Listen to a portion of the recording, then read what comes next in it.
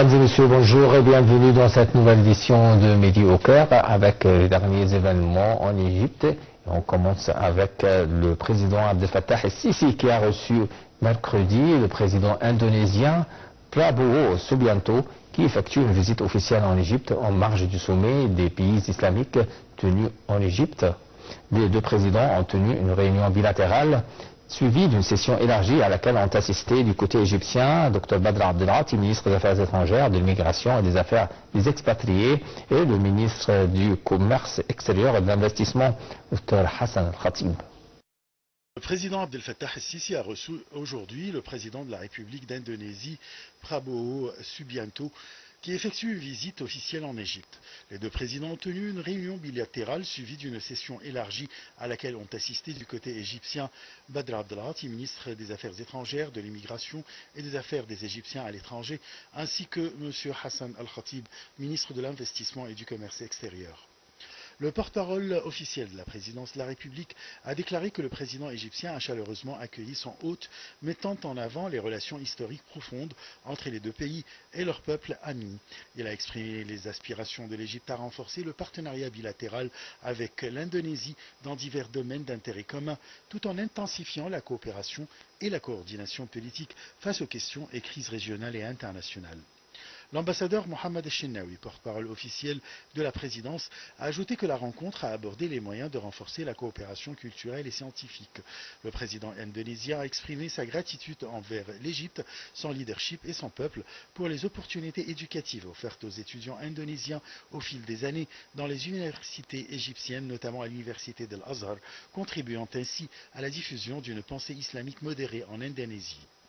Le porte-parole a également souligné que le président a insisté sur l'importance de développer les relations bilatérales dans les domaines du commerce, des investissements, de l'industrie, des technologies de l'information et de la communication, ainsi que dans la sécurité alimentaire et les énergies renouvelables. Il a exprimé la volonté de l'État de fournir toutes les facilités nécessaires pour garantir le succès des entreprises et investisseurs indonésiens en Égypte. De son côté, le président indonésien a salué les efforts déployés par l'Égypte pour établir des infrastructures solides et attractives pour les investissements étrangers, affirmant l'importance d'accroître les investissements indonésiens en Égypte et d'explorer les possibilités de partenariat pour localiser certaines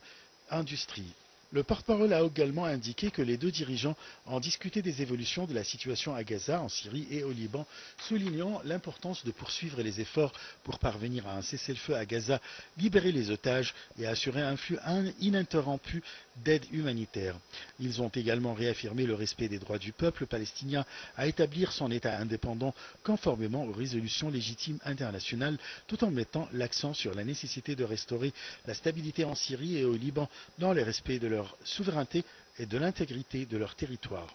À la fin de la rencontre, le président indonésien a exprimé sa profonde gratitude envers l'Égypte, son leadership et son peuple, réaffirmant la grande estime du peuple indonésien pour le peuple égyptien et les relations historiques entre les deux nations. Il a salué le rôle historique de l'Égypte dans le soutien aux causes de la nation islamique et dans la défense de ses intérêts.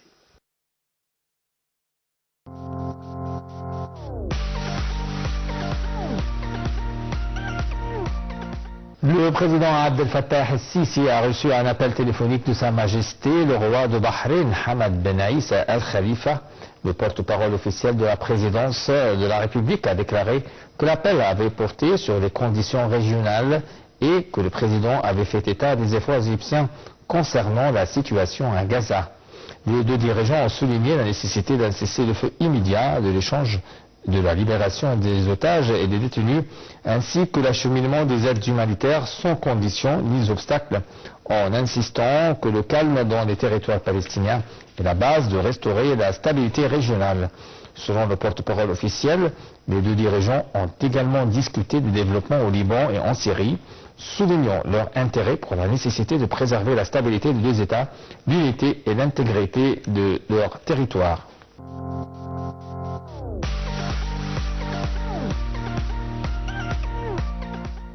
Le président Abdel Fattah el-Sisi a assisté aux examens des nouveaux candidats à l'Académie militaire égyptienne et au collège militaire, et ce, dans le nouveau siège de l'Académie militaire dans la nouvelle capitale administrative. Selon le porte-parole de la présidence, le chef de l'État a examiné à travers le système d'enregistrement électronique les résultats des tests, toutes les données et les notes que les étudiants ont obtenues lors de la réalisation des différentes étapes des tests jusqu'à ce qu'il atteigne l'étape de la divulgation de l'autorité qui reflète une transparence totale dans les résultats des tests. Le porte-parole officiel Mohamed Chennaoui a ajouté que le président Sisi a examiné avec les étudiants un certain nombre de sujets et de questions d'actualité au niveau local, régional et international pour déterminer le degré de leur conscience culturelle. Le porte-parole officiel a déclaré que le président Sisi a souligné la volonté des forces armées de sélectionner les meilleurs étudiants avec une objectivité et une impartialité complète selon les dernières normes scientifiques précises après qu'ils aient réussi tous les tests.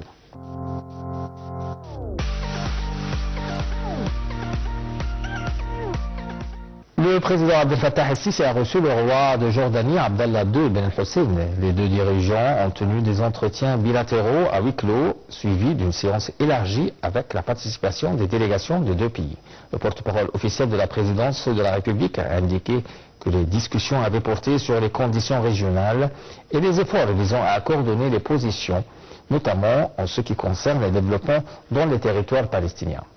De plus, les deux chefs ont souligné la nécessité d'un cessez-le-feu immédiat dans la bande de Gaza et l'acheminement des aides humanitaires sans restriction ni condition. Un commentaire de Marwa Arafa et Ayachel.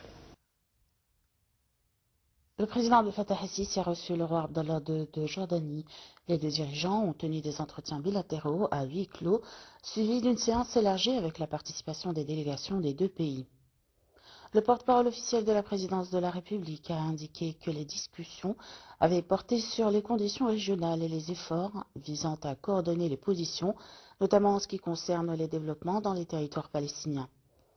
De plus, les deux chefs ont souligné la nécessité d'un cessez-le-feu immédiat dans la bande de Gaza et l'acheminement des aides humanitaires sans restriction ni conditions. À cet égard, a poursuivi le porte-parole officiel, les deux dirigeants ont affirmé le rejet total de la liquidation de la cause palestinienne et du déplacement des Palestiniens de leurs terres, ainsi que des tentatives visant à éliminer la solution à deux États ou à retarder sa réalisation, signalant que la création d'un État palestinien indépendant sur les lignes du 4 juin 1967, avec Jérusalem-Est comme capitale, constituait la seule garantie de paix et de stabilité au Moyen-Orient. Et d'ajouter que M. le Président et le roi jordanien ont discuté de l'évolution de la situation en Syrie, où ils ont mentionné l'importance de soutenir l'État syrien, en particulier avec l'adhésion de l'Égypte et de la Jordanie au comité de contact arabe sur la Syrie, et la nécessité de préserver l'unité de la Syrie, son intégrité territoriale et la sécurité de son peuple frère, ainsi que lancer un processus politique global qui n'exclut aucune partie et inclut toutes les composantes et toutes les catégories du peuple palestinien. Les deux chefs ont également discuté de la situation au Liban, où ils ont souligné leur accueil favorable à l'accord de cessez-le-feu, la nécessité de mettre en œuvre la résolution 1701 du Conseil de sécurité, leur souci de la sécurité, de la souveraineté et de la stabilité du Liban frère, le rejet de toute agression à son encontre, outre la nécessité pour toutes les parties d'assumer leurs responsabilités pour mettre un terme à l'escalade en cours dans la région. Le porte-parole officiel a expliqué que la réunion a porté aussi sur la satisfaction du rythme, de la coordination et de la consultation bilatérale entre les deux pays, ce qui reflète la grande importance des relations entre l'Égypte et la Jordanie et l'aspiration des deux pays à continuer de renforcer les aspects de la coopération bilatérale dans divers domaines, visant à répondre aux aspirations des deux peuples frères.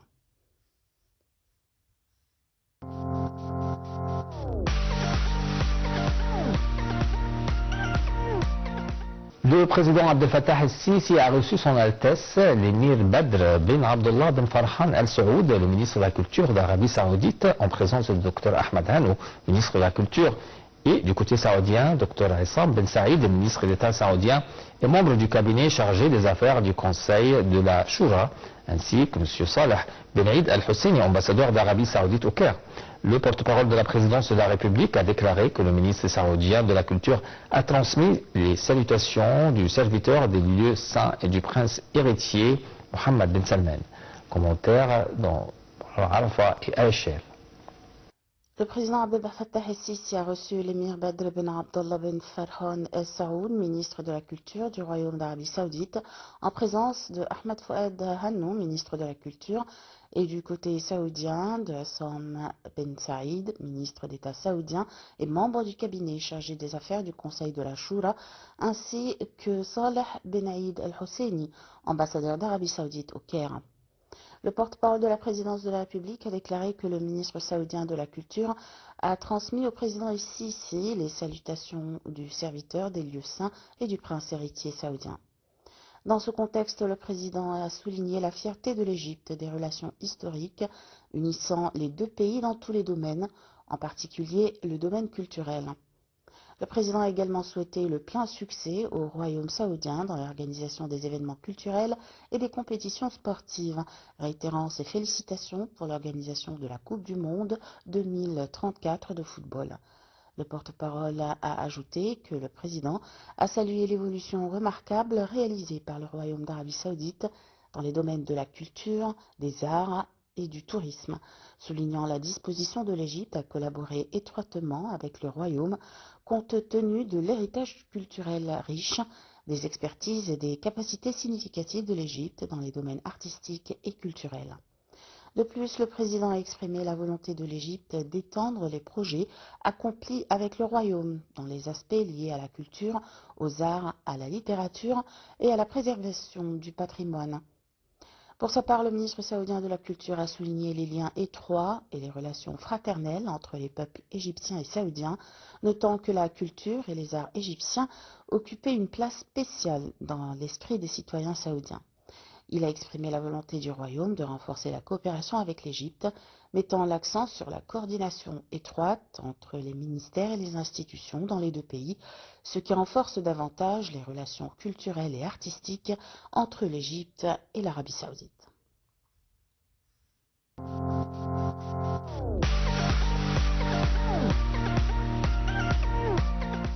Le ministre des Affaires étrangères, Dr Badr Abdelghati, a accueilli M. Riyad Hamidallah, secrétaire d'État aux Affaires étrangères du Bangladesh, au siège du ministère au Caire. Cette rencontre a été l'occasion pour les deux parties de souligner les relations historiques et privilégiées entre l'Égypte et le Bangladesh.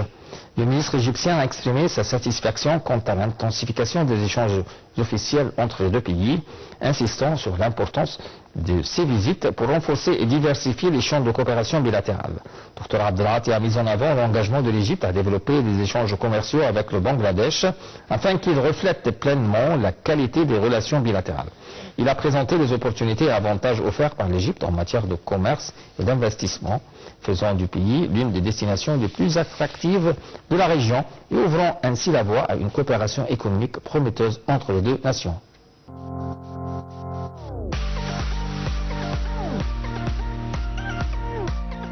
Les forces navales égyptiennes et françaises ont mené l'exercice naval conjoint Cléopâtre 2024 qui s'est déroulé sur plusieurs jours dans le cadre du soutien et du renforcement de la coopération militaire avec les pays amis et frères.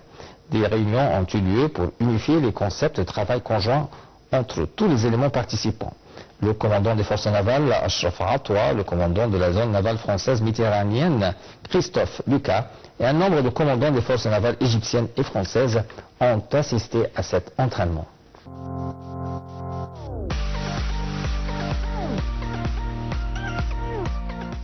Le Premier ministre Dr Moustapha Madbouli a présidé récemment une réunion du comité supérieur permanent chargé de suivre les relations entre l'Égypte et les pays africains.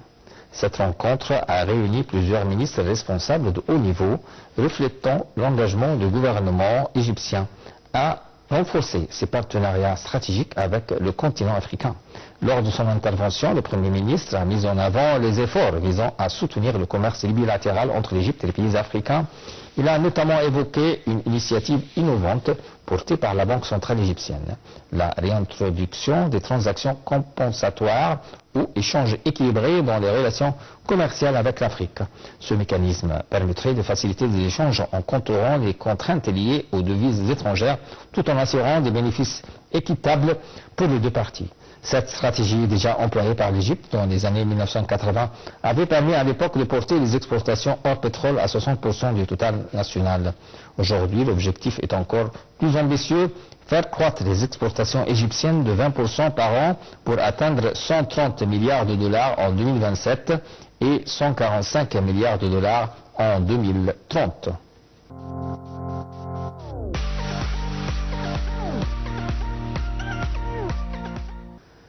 Le vice-premier ministre du Développement industriel, ministre des Transports et de l'Industrie et Kamel El-Wazir s'est entretenu avec le président de la société Fencheng pour les produits en fer des développements liés à la création d'un complexe industriel intégré avec un total d'investissement de 1,650 milliard de dollars dans la région intégrée de Ain el-Soukhna, affiliée à la zone économique du canal de Suez. Le complexe qui comprendra 9 usines doit être établi sur une superficie de 3 750 000 m² sur 2 phases dans le but de générer près de 8 000 emplois directs. El-Wazir a noté que l'Égypte est ouverte sur toutes les sociétés étrangères pour injecter de nouveaux investissements et mettre en place de gigantesques usines qui contribuent à la localisation des diverses industries conformément aux directives du président Abdel Fattah el-Sisi de transformer l'Égypte en un centre industriel régional.